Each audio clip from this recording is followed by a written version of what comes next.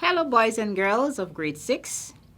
I am Miss Martina Archer-Sample, and today, in our science lesson, we would continue to look at pollination, except that we're looking at agents of pollination. Yes, what happen and who are the agents of pollination? What makes it happen? Cross-pollination and self-pollination happens. Okay, so get your pencils, get your books, put on your listening ears, and try to learn as much as you can. Okay, agents of pollination. Agents of pollination refer to those things that help pollen grains to move from one place to another, to the stigma of a flower. The agents of pollination are the animals, such as insects and birds. We also have wind and water. Those are agents of pollination. Flowers that are pollinated by insects and birds are called insect-pollinated flowers. And flowers that are pollinated by wind are called wind-pollinated flowers. Let us look at some characteristics or similar features of insect-pollinated flowers. What these flowers have in common. Flowers that are pollinated by insects are usually bright and colorful. Yes, they are bright and colorful. They are bright so as to attract the insects and the birds. They have very high and sweet scent. They smell lovely. Right. They produce nectar. The stamen, which is the male part, hangs inside of the petals. They hang outwards so that the pollen grains would easily stick onto the insect's body. These are the similarities or the characteristics of flowers. That's why insect would go toward these flowers, because they are bright and colorful. They have sweet scent, right? They produce nectar. Yes, and the male or the stamen, which is the male part, hangs inside of the petal. Insect pollination. Now we're looking at bees. Bees are perhaps the most important pollinator of many garden plants and most commercial fruit trees. Yes, bees are perhaps the most important pollinator of many garden plants and most commercial fruit trees.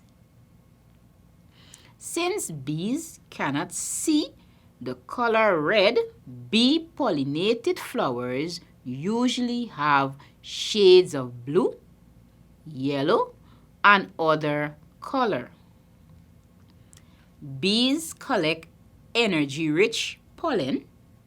Yes, the bees collect energy-rich pollen or nectar for their survival and energy needs. They visit flowers that are open during the day and are brightly colored, have a strong aroma, or scent and have a tubular shape, typically with the presence of a nectar guide.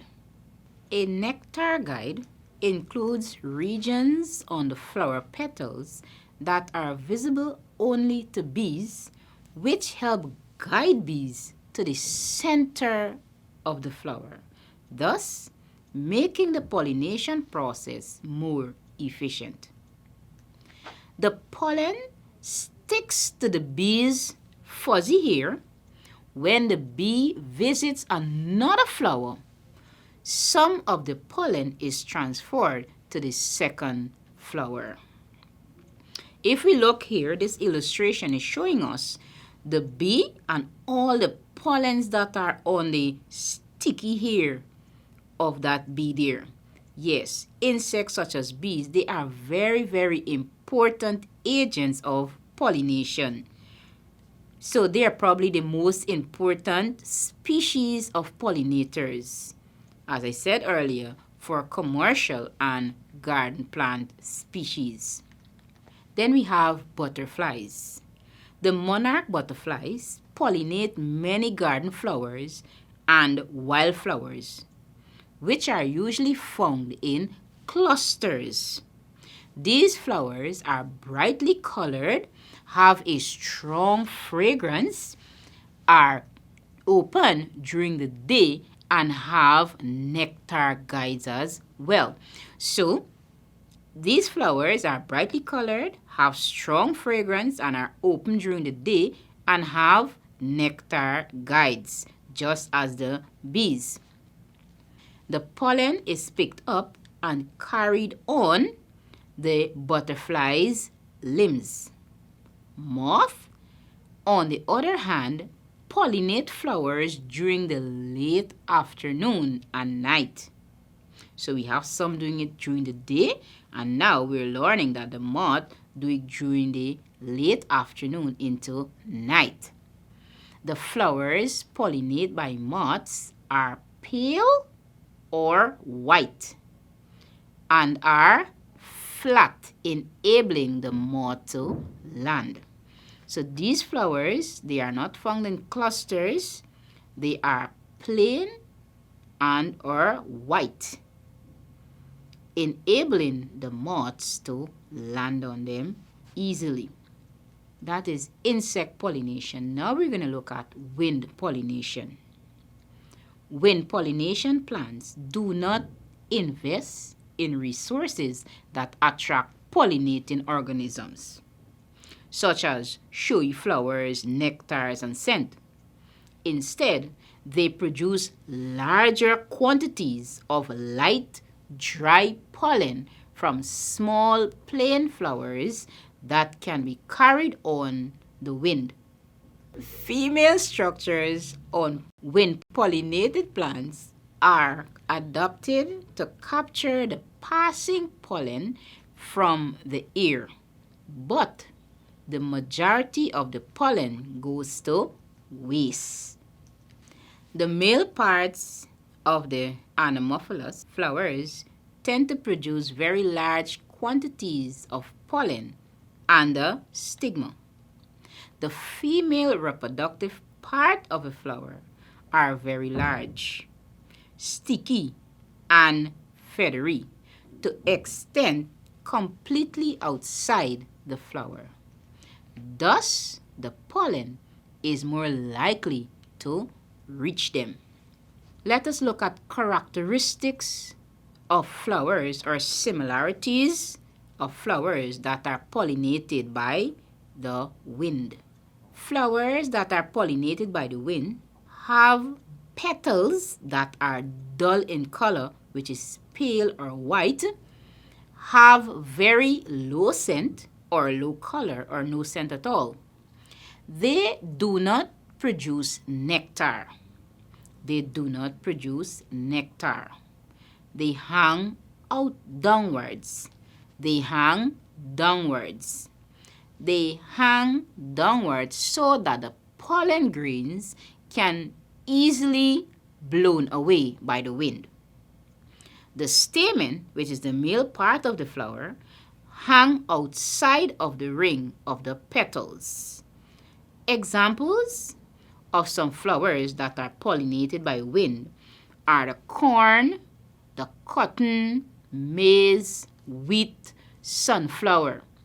Those are some examples of flowers that are pollinated by the wind.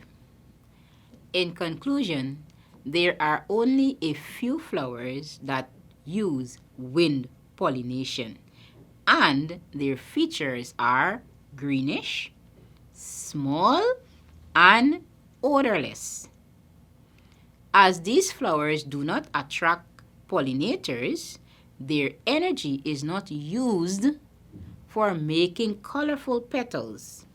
This type of pollination usually occurs when plants lack flowers with nectar and other features. I hope you would have learned something on agents of pollination. I am Miss Martina Archisample saying bye for now.